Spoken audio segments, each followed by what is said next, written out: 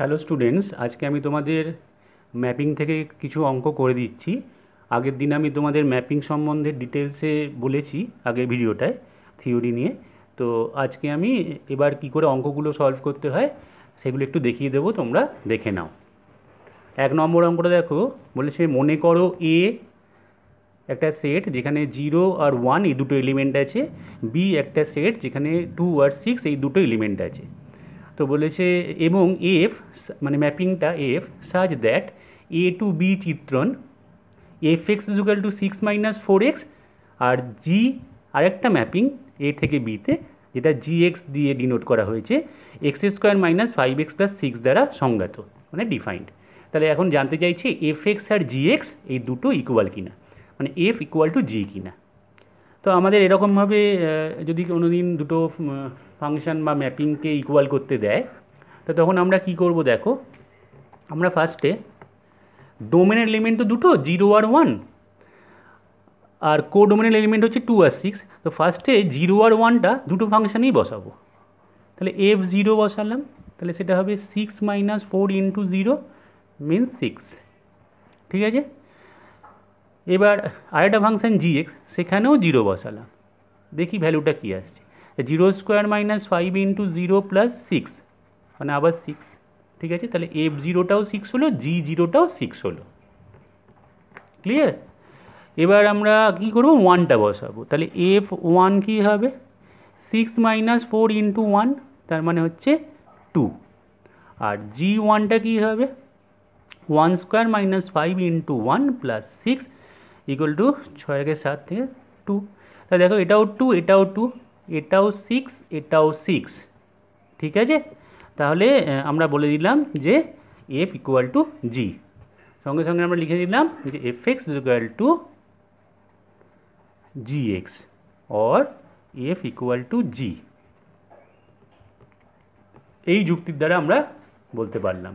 ঠিক আছে, এরকম টাইপের অঙ্ক থাকলে তোমরা ফার্স্টে ডোমেনের এলিমেন্টগুলো বসিয়ে দেখে নেবে। ঠিক আছে, তো আশা করি বোঝা গেছে।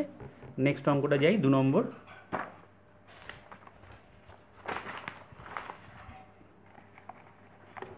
দেখো 2 নম্বর অঙ্কটা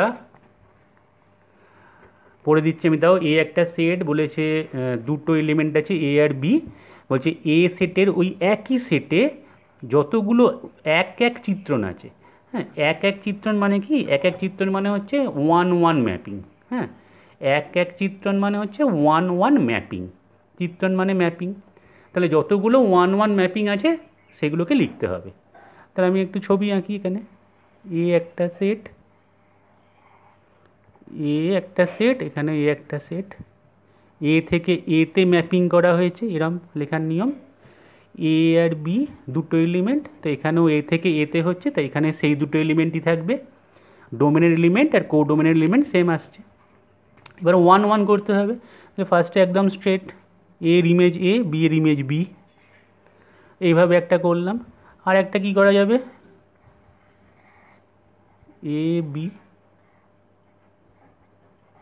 এটা এ, এটা এ। ঠিক আছে, এখানেও এ আর বি দুটো এলিমেন্ট। এবার এ এর ইমেজ দিলাম বি, বি এর ইমেজ দিলাম এ। ঠিক আছে, তাহলে এইভাবে আমরা দুটো 1 - 1 ম্যাপিং ডিফাইন করলাম। এটাকে আমরা লিখতেই পারি এরমভাবে যে F A equal to A আর F B equal to B. এরম দুটো ম্যাপিং, মানে এরম দুটো রিলেশান পেলাম, এফ ইকুয়াল টু এ আর F B equal to B. ঠিক আছে, আর এখানে একটা বলতে পারি যে F A equal to B, দেখো এ বি, আর F B equal to A, এইভাবে কমা দিয়ে লিখে দিতে পারি। তাহলে দুটো 1 - 1 ম্যাপিং, তাদের মধ্যে এই হচ্ছে অ্যান্সার। এরমভাবে দেখাতে পারি আর এরম দেখাতে পারি, যেমনভাবে ইচ্ছে তোমরা লিখে দেবে। এবার যদি এলিমেন্ট বাড়িয়ে দেয় সেই অনুযায়ী তোমরা দেখবে যে কিভাবে কতগুলো 1 - 1 ম্যাপিং করা যাচ্ছে। ঠিক আছে, দেখে রাখো। 3 নম্বর অঙ্কটা, 3 নম্বর অঙ্কটা বলেছে মনে করো এফ মানে এটা function such that real number two real number, এই ম্যাপিংটা করা হয়েছে। একটা ফাংশান ডিফাইন করেছে 3x³ + 4, দেখাতে বলেছে যে এই যে ম্যাপিংটা হলো এফ, সেটা আর থেকে ওই একই সেটে মানে রিয়েল নাম্বার থেকে রিয়েল নাম্বার। একটা জিনিস দেখো, যখনই এরম লেখা থাকবে এফ সাজ দ্যাট এরম লেখা থাকবে, তখনই ফার্স্ট যেটা লেখা থাকবে সেটা হচ্ছে ডোমেনের এলিমেন্ট, সেকেন্ড যেটা লেখা থাকবে অ্যারোর পরে সেটা কোডোমেনের এলিমেন্ট। হ্যাঁ, কোডোমেনের এলিমেন্ট। এখানে ডোমেনে সব রিয়েল নাম্বার আছে, কোডোমেনেও সব রিয়েল নাম্বার আছে, রিয়েল নাম্বার থেকে রিয়েল নাম্বারে যাচ্ছে। তো এবার বলেছে ফাংশানটা কি না 3x³ + 4। তো দেখাতে বলেছে এটা 1 1, 1 1 মানে কি 1 1, আর উপরি চিত্রণ মানে অন টু। এটা মাথায় রাখবি, উপরি চিত্রণ মানে অন টু, আর অন্তঃচিত্রণ মানে যদি লেখা থাকে সেটা হচ্ছে ইনটু। ঠিক আছে, তাহলে 1 1 অন টু, এটা আরেকটা নাম আছে। 1 1কে বলা হয় ইনজেকশন, আর অন টুকে বলা হয় সারজেকশন। সারজেকশন, এই দুটোকে মিলিয়ে দিলে হয় বাইজেকশন। অনেক সময় বলে যে ফাংশনটার বাইজেক্টিভিটি টেস্ট করো, তার মানে ইনজেক্টিভিটি আর সাবজেক্টিভিটি দুটো মিলিয়ে হবে বাইজেক্টিভিটি।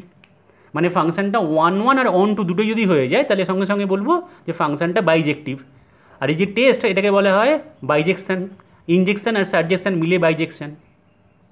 তো দেখতে হবে যে এই ফাংশনটা বাইজেকশন প্রপার্টিটা মেনটেন করছে কিনা 3x³ + 4, মানে 1 1 as well as onto কিনা।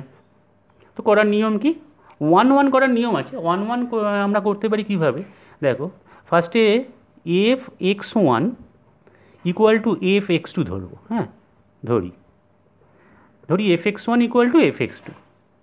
তাহলে এবার এখানে এক্সের জায়গাটা x1 বসিয়ে দিলাম, তাহলে 3x1³ + 4 = 3x2³ + 4 হলো।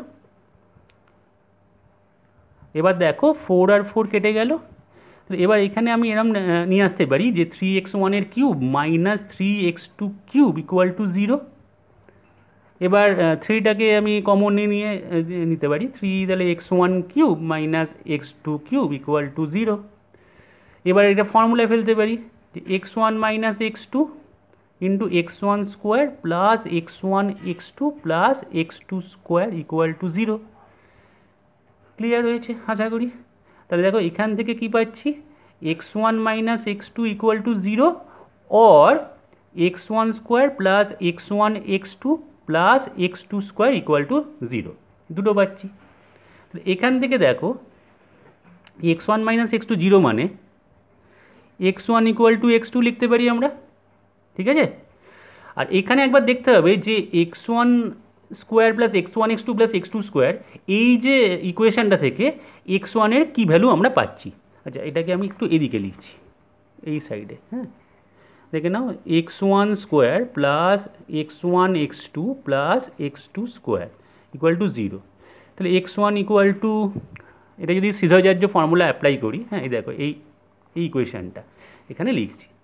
হ্যাঁ, নিয়ে x1 এর ভ্যালুটা বার করছি। তাহলে এটা -b, এটা b ± √b² - 4, এটা 1, এটা 1, আর সিটা হচ্ছে x2² / 4 × 1, 4a। ঠিক আছে, তাহলে একটা জিনিস দেখো এইখানে x1 = লিখতে পারি -x2 ± রুটের মধ্যে -3x2² / 4। ক্লিয়ার হয়েছে? এবার দেখো এইখানে একটা মাইনাস চলে এসছে, আর x2² × 3, x2² × 3 কী হবে, x2² মানে যাই ভ্যালু দিই না কেন, যে কোনো রিয়েল নাম্বারে আমি এখানে দিই না কেন, তাকে স্কোয়ার করলে কী হবে, এখানে স্কোয়ার করলে এটা পজিটিভ হবে, তার সঙ্গে 3 মাল্টিপ্লাই করলে সেটা কী হয়ে যাচ্ছে, সেটাও আমাদের পজিটিভ হচ্ছে, কিন্তু বাইরের নেগেটিভ ওটাকে নেগেটিভ করে দেবে, তাহলে রুটের মধ্যে নেগেটিভ তৈরি হয়ে গেল। ঠিক আছে, তাহলে এখানে যেহেতু রুটের মধ্যে নেগেটিভ ক্রিয়েট হয়ে যাচ্ছে, তাহলে সেক্ষেত্রে আমরা কোনো x1 এর কোনো রিয়েল ভ্যালু পাচ্ছি না। দেখো এখান থেকে আমি x1 এর কোনো রিয়েল ভ্যালু বার করতে পারছি না। ঠিক আছে, তাহলে সেক্ষেত্রে x1 does not belongs to real, x1 এর কোনো রিয়েল ভ্যালু আমরা এখানে পেলাম না, তাই জন্য আমরা কি বলবো যে অনলি x1 = x2 পেলাম, অনলি x1 = x2 পাওয়া যাচ্ছে।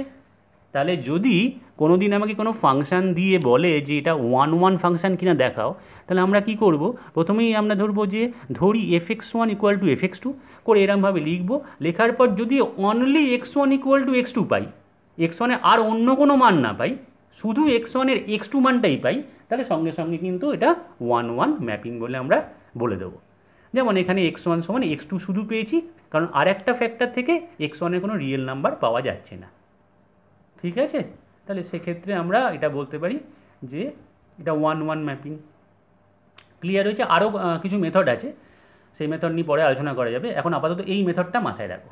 ঠিক আছে, তাহলে এটা 1 1 হলো অবশ্যই। এবার আমাকে দেখাতে হবে অন টু কিনা। আচ্ছা, অন টু কিনা দেখাতে গেলে আমাকে এটা খেয়াল রাখতে হবে যে ফাংশানটার যে রেঞ্জ, হ্যাঁ, সেটা যেন কোডোমেন মানে রিয়েল নাম্বারের সঙ্গে যেন মিলে যায়। ফাংশানটার রেঞ্জটা কী বার করতে হবে। তো রেঞ্জ বার করতে গেলে আমাদের অনেক মেথড আছে, তার মধ্যে একটা মেথড আমি বলছি আপাতত। এখন দেখো যে আমি ফার্স্টে কী করব, to find out the range of this function 3x³ + 4, হ্যাঁ, আমরা y = 3x³ + 4 লিখলাম। হ্যাঁ, এটাকে লিখে নিলাম, নিয়ে আমাদের কাজ হবে এক্সের ভ্যালুটাকে y দিয়ে প্রকাশ করা। ঠিক আছে, তাহলে এখন দেখো 3x³ = y - 4 লিখতে পারি, তাই তো? তাহলে x³ = y - 4/3 লিখতে পারি। তাহলে এখান থেকে x = √y - 4/3 করতে পারি। ঠিক আছে, বোঝা গেছে? এবার কি হয়েছে, জিনিসটা ছিল y-কে x দিয়ে, আমি করে দিলাম x-কে y দিয়ে। ঠিক আছে, x-কে y দিয়ে প্রকাশ করে ফেললাম। এখন আমি যদি এই ফাংশানটা মানে y দিয়ে যে ফাংশানটা এলো তার ডোমেন বার করি, তাহলে আলটিমেটলি আমি কিন্তু ফাংশানটার রেঞ্জ বার করছি।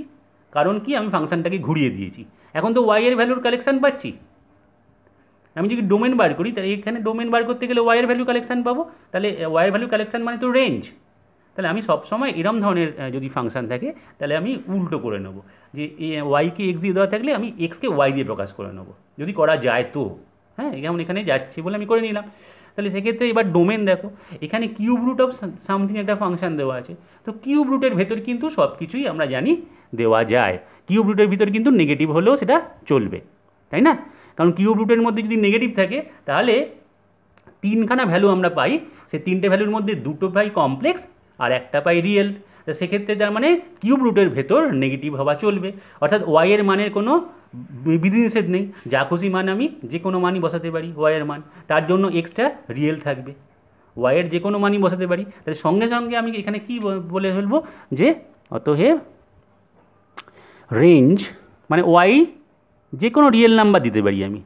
হ্যাঁ, আমি 0 দিতে পারি, তাহলে নেগেটিভ আসতে কোনো অসুবিধা নেই। কিউব√ -4/3 একটা রিয়েল নাম্বার দেবেই দেবে, অর্থাৎ এক্সকে আমাকে রিয়েল রাখতে হবে। তাহলে y এর যে কোনো রিয়েল ভ্যালুই এক্সকে রিয়েল রেখে দেবে। তাহলে এই যে এখানে ডোমেন আর কোডোমেন দুটোই রিয়েল আছে, তাহলে এখানে কোনো অসুবিধা আমাদের হচ্ছে না। তাহলে সঙ্গে সঙ্গে আমি কি বলবো, যে range of this function is real number, range is real number, হ্যাঁ, অল রিয়েল নাম্বার। তাহলে রেঞ্জ রিয়েল নাম্বার, আর কোডোমেন হচ্ছে এখানে কি লেখা আছে, কোডোমেনের দিকে তাকিয়ে দেখলাম অ্যারোর পরে যেটা লেখা থাকে সেটা codomain. Codomain is also real number, codomain real দেওয়া আছে। তাহলে রেঞ্জটা রিয়েল নাম্বার বেরোলো, কোডোমেনটাও রিয়েল নাম্বার বেরোলো, তাহলে কোডোমেন আর range equal, codomain = range onto mapping. আগেই আমরা বলেছি না, কোডোমেন আর রেঞ্জ সমান হলে অন টু ম্যাপিং, আগের ভিডিওতে। তাহলে এরা ফাংশান দিয়ে বললাম, তাহলে ফাংশানের রেঞ্জ বার করা, এটা একটা মেথড, যে ফাংশানটা যেটা দেওয়া থাকবে f(x) তাকে y ধরবো, যদি সম্ভব হয় তাহলে x-কে y দিয়ে প্রকাশ করে নেবো। সব ক্ষেত্রে এমন ফাংশান থাকবে না যেগুলোকে আমরা হয়তো x-কে y দিয়ে প্রকাশ করতে পারছি না, তখন অন্য মেথড ইউজ করব। কিন্তু যেগুলোতে পারবো সেগুলোতে আমরা এরমভাবে x-কে y দিয়ে প্রকাশ করে y এর যে ফাংশানটা তার ডোমেন বার করব। তাই তার ডোমেন বার করা মানে আলটিমেটলি কিন্তু আমরা রেঞ্জ বার করছি, কারণ y এর কালেকশান তখন বেরোবে, তার মানে রেঞ্জ বেরোবে। এইটা একটুখানি খেয়াল রাখতে হবে, এই টেকনিকে তোমরা রেঞ্জ বার করতে পারবে। ঠিক আছে, বোঝা গেছে? তাহলে নেক্সট 4 নম্বর অঙ্কটা।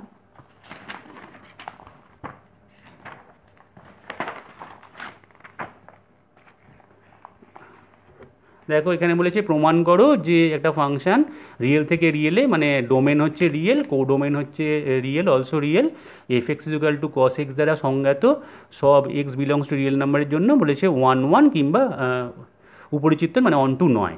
ঠিক আছে, তা দেখা যাক। তো আমরা জানি তো কস এক্স কী হয়, কস এক্স তো গোটা নাম্বার লাইন জুড়ে আছে। কস এক্সের গ্রাফটা যদি আমরা লক্ষ্য করি,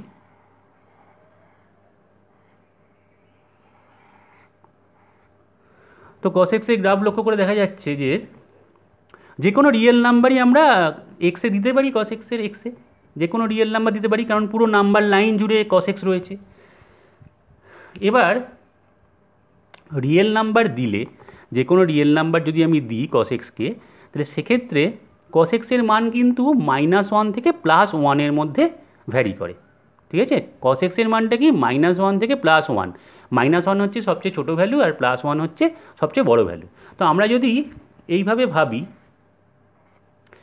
ধরো আমি এটাকে f(x1) = f(x2) করলাম আগের মতো মেথডে, তাহলে অতএব আমি লিখতে পারি cos x1 = cos x2, তাই লিখতে পারি। এবার আগে আমরা কি করতাম, যে cos x1 = cos x2 মানে x1 = x2 করে দিতাম মাধ্যমিকে, কিন্তু এখানে তো তা করা যায় না। এখানে আমাদের কি করতে হবে, যে x1 = 2nπ ± x2 করতে হয়, তাই না? জেনারেল সলিউশনে আমরা 11-এ পড়েছি। তাহলে এখান থেকে দেখা যাচ্ছে, দেখো খুব ভালো করে, যে f(x1 = f(x2) করলে শুধু x1 = x2 পাচ্ছি না, x1-এর আমরা অসংখ্য মান পাচ্ছি, x1-এর, তাই তো? x1-এর আমরা অসংখ্য মান পাচ্ছি, ইনফাইনাইট ভ্যালু পাচ্ছি, হ্যাঁ, যেটা x2 দিয়ে বেরোবে। তাহলে x1-এর অনলি x2 ভ্যালু পাচ্ছি না, x1-এর আরও ভ্যালু পাচ্ছি, তার মানে দিস ইজ নট 1-1 ম্যাপিং। ঠিক আছে, দিস ইজ নট 1-1 ম্যাপিং। এই কারণের জন্য যদি শুধু x1 = x2 পেতাম তাহলে কিন্তু এটা 1-1 ম্যাপিং হতো, কিন্তু যেহেতু x1 = x2 পাচ্ছি না, x1 = 2nπ ± x2, যেখানে n বিলংস টু ইন্টিজার, যে কোনো ভ্যালু এখানে বসাবো, 0, 1, -1, +2, -2 এসব বসিয়ে যাব, আর আরও ভ্যালু পাবো। তাহলে সেক্ষেত্রে আমরা শুধুমাত্র f(x1 = f(x2) করে x1 = x2 পাচ্ছি না, অনলি x1 = x2 পাচ্ছি না, তাহলে দিস ইজ নট 1-1 ম্যাপিং। ঠিক আছে, তো এই একটা রিজন আছে, সেটার জন্য 1-1 হলো না। আর উপরিচিত্রণ নয় মানে অন টু ম্যাপিং নয়। তাহলে আমরা তো জানি যে cos x এর রেঞ্জ কি, রেঞ্জ অফ cos x সেটা হচ্ছে -1 to +1, ক্লোজ। -1 সবচেয়ে ছোটো ভ্যালু, +1 সবচেয়ে বড় ভ্যালু।